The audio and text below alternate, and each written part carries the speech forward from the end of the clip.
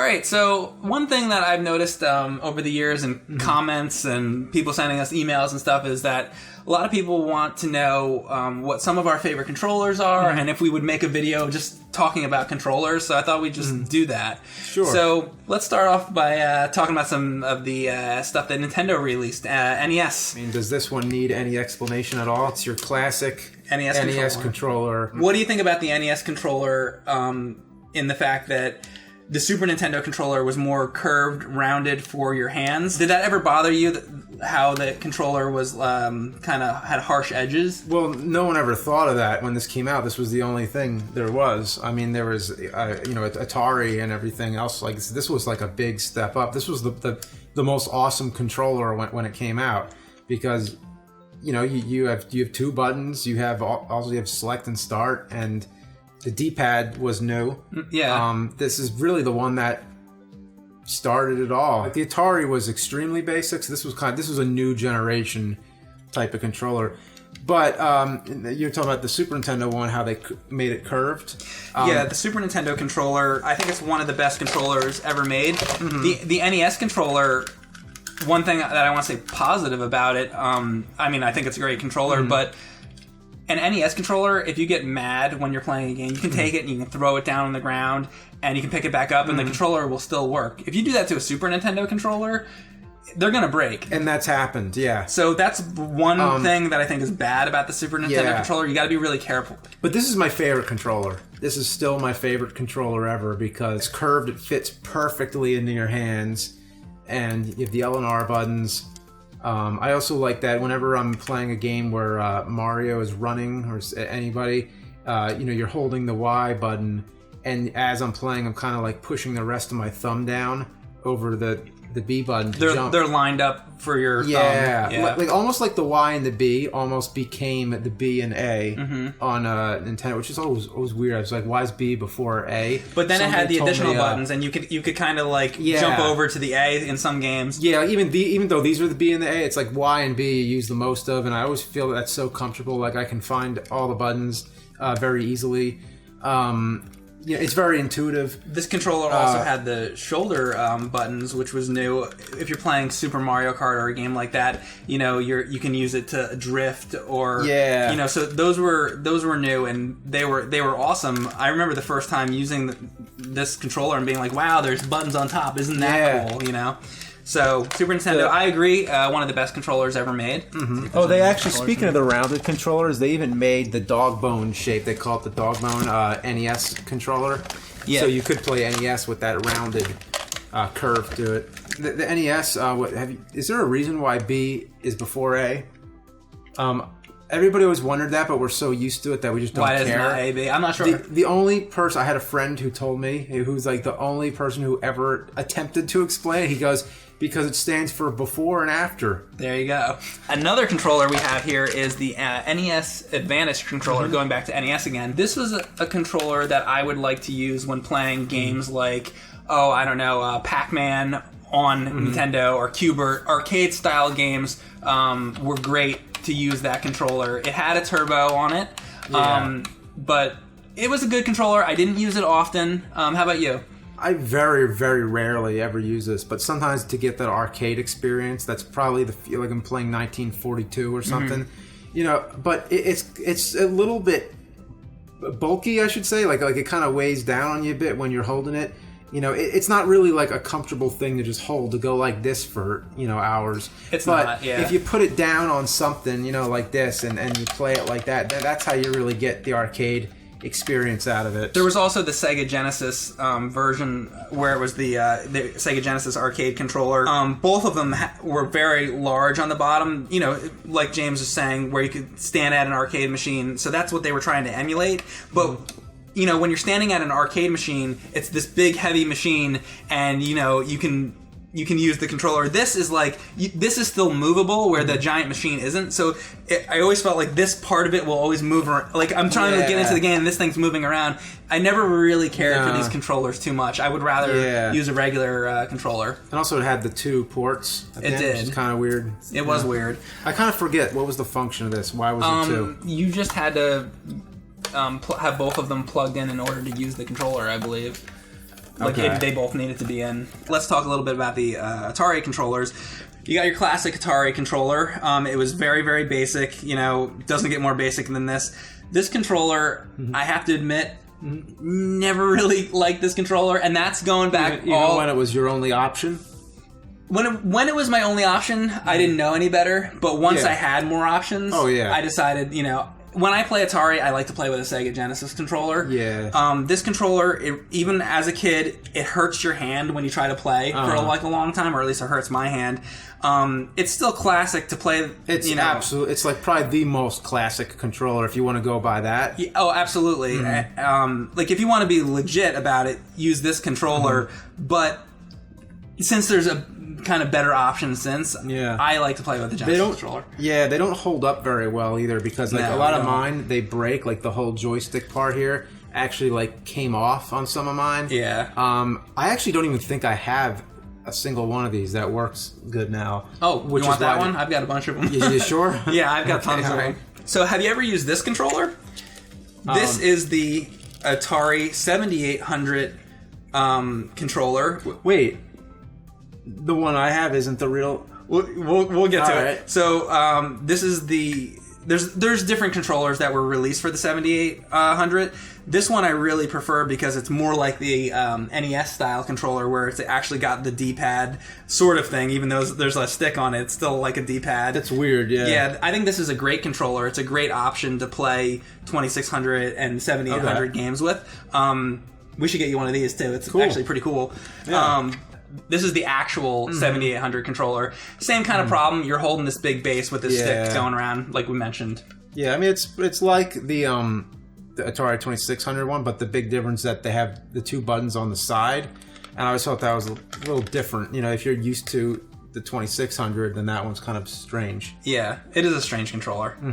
Got to talk about the Atari 2600 paddles briefly. These are the regular paddles. Atari had two different paddles for the system.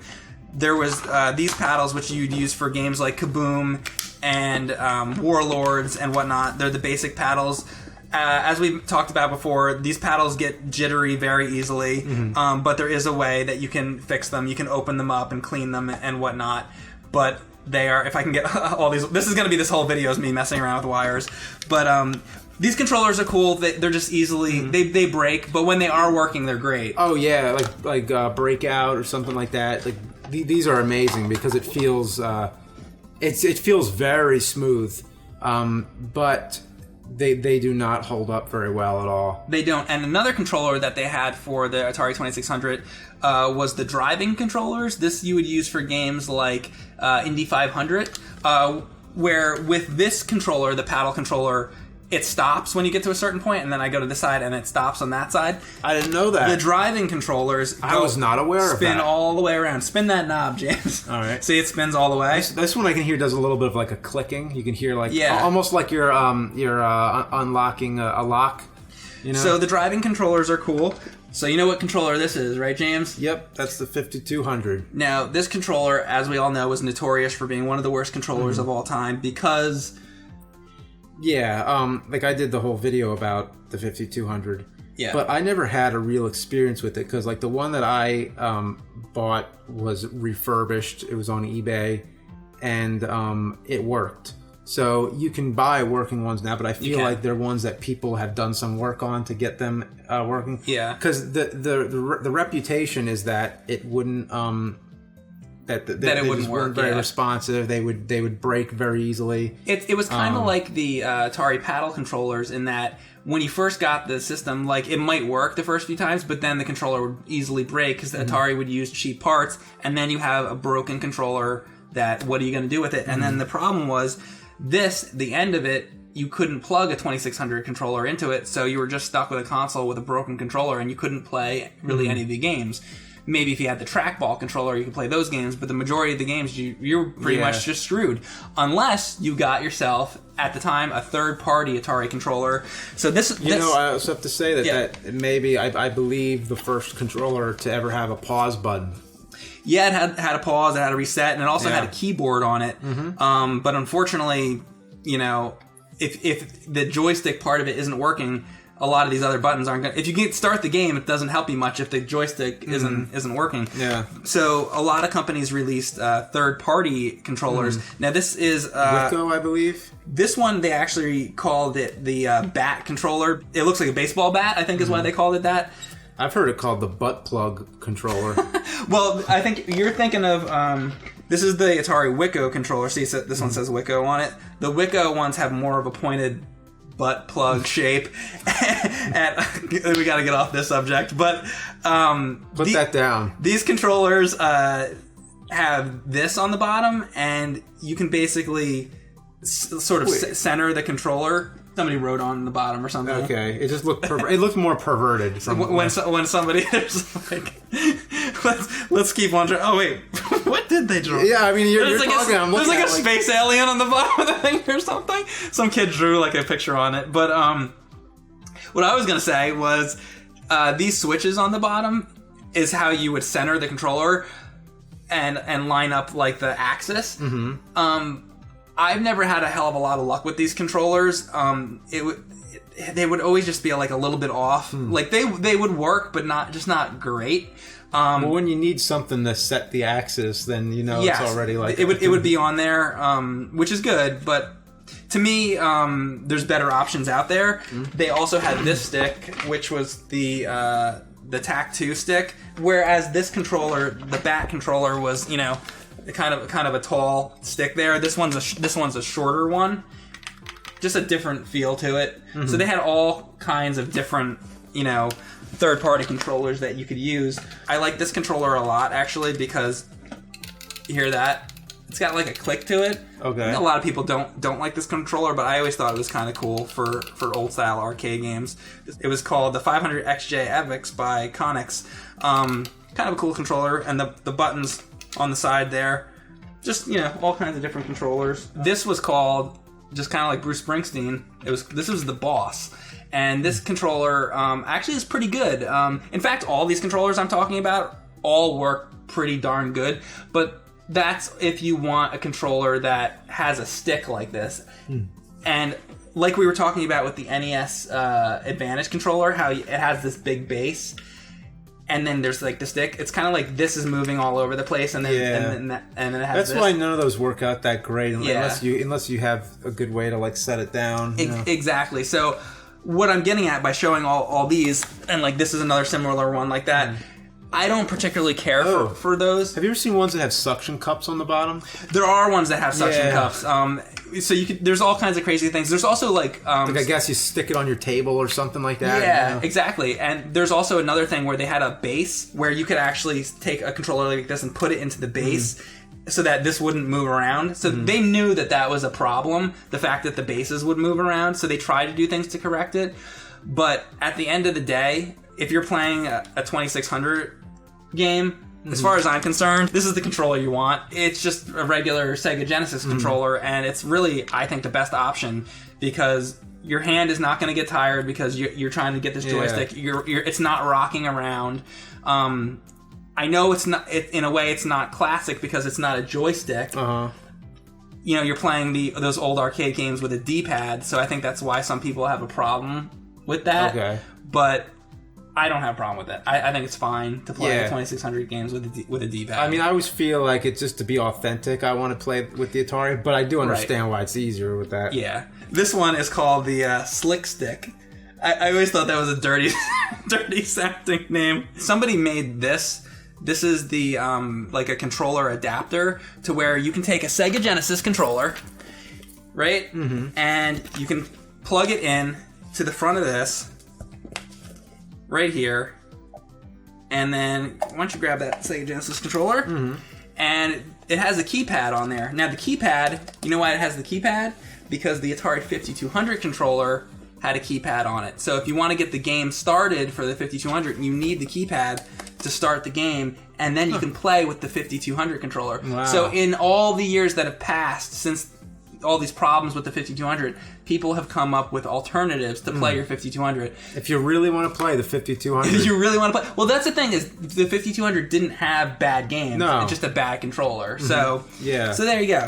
So Nintendo 64 came out after the Super Nintendo, and they very much changed what the controllers are like between the Super Nintendo. This was another big game changer, so to say. What was really cool about this was it was the first time where a joystick actually felt really natural, where you can move it with your thumb. They had all these different colors. I remember there was like, you got the green ones, you got the purple ones, the clear ones, and everybody who first looked at this, every time when the first thing that people said when they saw this was, what do you need 3 hands to play it? Like, why is there 3 handles here? And still I find that kind of weird, actually. I guess you're typically playing them like this. I remember it was funny, we were playing that Mario Kart video, and I remember Kevin, I think he was holding the controller like that or something, and he was having a hard time getting over to so he was doing it like he's reaching over with it like that. I mean, you could do it that way, but it's not very comfortable. It's better like people used to do that. You know, he wasn't the only one I've seen do that. A lot of people used to be, because you know what, you have the D-pad over here. You're used to playing like Super Nintendo and NES, so you would have your hand over here, and then you try to reach over. So I can understand why people would do that, but really, it's actually not that bad, to tell you the truth. It's better doing it like this, but you could still do it this way. But there's no game where you need to. Well, I guess if it's a game where you need to use the L and R, but then I guess the Z, because there's the Z trigger on the back. It depends what game you're playing. If you have your hand here, you can't play with that up there. So basically the idea is you could switch between the two. So for a game like Excitebike or Mario Kart, you would want to have your hand in the middle. For different games, you might want to have your hand up here. So you can switch between the two, is the thing. Like it's not a hard concept to get, but when people first saw it, it was just a weird design. It was very different than what people were used to. And looking back, nobody's ever done that since. So it seems like it's weird again. True. They've come up with better controller designs since then. This is not one of my favorite controller designs. It's a little weird. I like the joystick. Yeah, I mean, there's good things about it. I think people are very nostalgic for this controller. It's you know, there's a lot of those games like Mario Party where you do this kind of stuff, and you know, there's things about this controller that are very unique to this controller. You know, the C buttons on the side for looking around and that kind of thing. You have your you know, trigger underneath, and this controller, it might have been the first where the save slot was in the controller itself. Well, a lot of games had a save in it, I think, but I think it depended on the game. Well, like Zelda had a save in the game. It was one of the first to do that. But a lot of them used the the thing, or the Rumble Pack. That was another thing you put in there. There was that too. So yeah, Nintendo 64, not one of my absolute favorite controllers, but definitely a classic. 4 ports on the console made it really cool that you could get 4 players without having to get like an adapter, like the 4 score or something like that. Yeah, absolutely. Yeah, Sega Master System controller is sort of like a more basic NES controller. It's the same kind of thing. So of course there's the Sega Genesis controller. Even with the just basic model of the Sega Genesis controller, there were differences. This one here it's basically the buttons are plastic and the D-pad is plastic. There was another version of the controller where the D-pad was actually made of like a rubber, and I always preferred that controller because this one I always felt was like a little bit more slippery, like your hand could slip off of it. Okay. Where the rubber controller felt a little, not rubber controller, but rubber D-pad.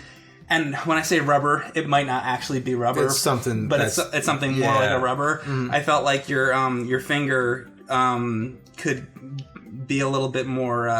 It just felt better. It was a better feel to it. The Sega Genesis had the Megafire controller. With this controller, you could switch to like the B button. You could switch it to turbo, and had all these different cool options on it. So Genesis definitely had options to do turbo.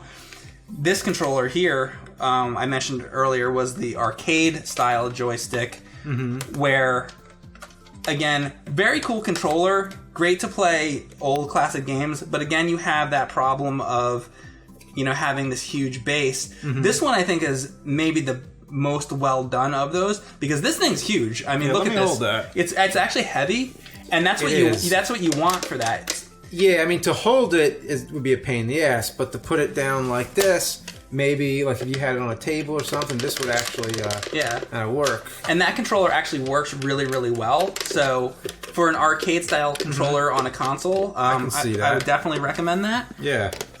Then of course a little bit later on they had they came out with the Dreamcast. Now the Dreamcast controller was really interesting because with the Genesis controller they would put the wire on the back. NES controller was like that, Genesis, but they made the odd decision to put the wire on the bottom, and I never really liked that. They did put this thing on the back to where you can bring the wire to the back. If they did that, why didn't they just put the wire on the top? Exactly. It was which really I allude to in my the Seaman video for the nerd. Exactly. But other than that one gripe, I think that's a pretty good controller. It is pretty form-fitted to your hand. It's a nice looking controller. I always loved the look of the sort of the pastel colors of the buttons.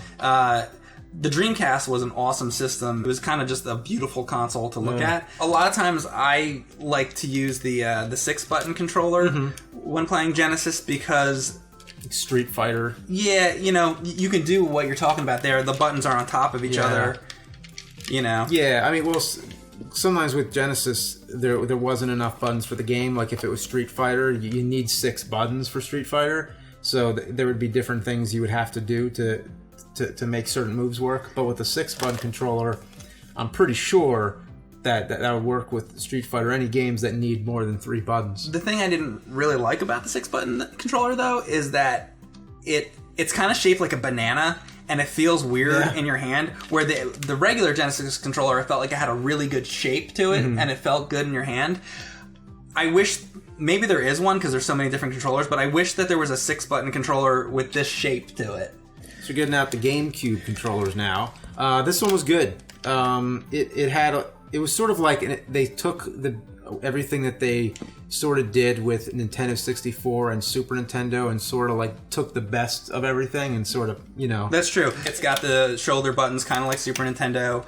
It's got the sort of N64C stick. It's form-fitted to your hand. Yeah. It's got a little D-pad. The start button isn't so far away that you can't get to it. It's right in the middle. Yeah. This really, I think, is one of the best, if not the best, Nintendo controller ever released. And I think a lot of people would agree with that because... if you want a joystick, like for more advanced games, yeah, for sure. People that play Smash Brothers competitively, largely Smash Brothers Melee is considered to be kind of the best Smash Brothers game by many people, which is why later on when they released like Brawl and on, they would always release an adapter so that you could play the later versions of Smash Brothers with the GameCube controller, and that is only a testament to how good this controller was, is that people didn't want to be playing Smash Brothers with the Wii controller and the nunchuck and all that. They were like, no, we want the GameCube controller because it's so good. And it wasn't just good for Smash Brothers, it was just great in general. I loved playing Monkey Ball and Wind Waker and all those games with this controller. It feels great in your hand. I don't think, other than maybe Super Nintendo, I can't think of a controller that feels better in your hand. It fits your hand perfectly. It's not too small. It's not too big. Where actually we should show the original Xbox controller. I don't know when the last time you held one of those was, but the original Xbox controller felt like holding a huge brick. I mean, the thing was awful. In the years since, they've come out with better Xbox controllers, but never... Xbox? Xbox. Did I say Xbox? Well, you almost did. That's why I finished it for you. Yeah, basically... this controller to me feels better than any other controller. I think it's great. This is something that they totally got right. This controller is too big. It's just... Let me hold that. I think it is. Yeah. It's just too much. It's a tank. It is a tank. Well, you can pinch your finger real easily in the LR trigger. Yeah. Like if your finger's too close to this when this comes up here, you actually can like pinch your finger. Yeah, that controller was too big, but then they slimmed it down later with the 360 controller. That's the Xbox One. This is Well, this is the only 360 controller I have on me. It's my Batman Adam West one. But this is a slimmed down version of the original Xbox controller. It's very nice. Xbox 360 is one of my favorite systems. I think that this is one of the better controllers that's ever been out there. Yeah, I love the 360 controller. So you just gotta do it to remember. Yeah, it's a lot lighter than the other one. It's similar, but it's they got the LR in the better position. It's just like a sleeker design. And I actually have to say, the Xbox One controller, also a nice controller, but I think I actually prefer the 360 controller. What do you think between the two? Maybe this one's slightly better. Not much of a difference. Well, that's good, though, because that's the newer version of it. Okay. It should be better. Okay. Yeah, I can't end it without talking about PlayStation.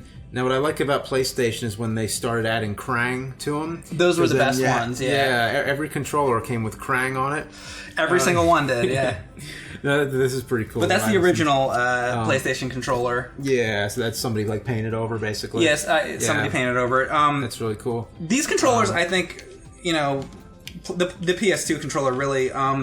they start to blend into me now. I feel like we're being nitty gritty. We're just kind of talking about like... Because they started doing basically the same thing where you'd have... Yeah, I mean, like, look at this. This is PlayStation 1. Yeah. And this is PlayStation 2. I mean, they're very close. Yeah. I mean, there's certain differences, but, they're very similar in control. Or even, like, what do you think of the PlayStation controller when you first played it? Like, ever? I actually always loved the PlayStation controller. I felt like they were just basically continuing what the Super Nintendo did and just adding more features on it because of the games becoming more advanced. So you had the joysticks and you had the you had the D-pad and you had everything that you would need. One thing that I like about PlayStation, I mean, look at this. This is the PlayStation 1 controller. This is like what the PS2 and PS3 era controllers were like. All the controllers are pretty much similar, and I like that. Yeah. They didn't fuck with their design like Nintendo did. That's true. Nintendo keeps changing things like crazy, and they're very innovative for doing that. Yeah. And God bless Nintendo for being innovative. Yeah. But that's kind of one thing I liked with PlayStation is you knew what to expect. They found something that worked and they stuck with it. I like that too. I do like progressing things and coming up with new ways to do it. But I feel like they got it pretty good the first time, and there wasn't really a whole lot of reason to change things around. Yeah. Mm-hmm. So I actually think that this is one of the best controllers ever made. I'm just going to say my favorites. My favorites are Super Nintendo, GameCube, and the PlayStation 2 controller. I think those three are...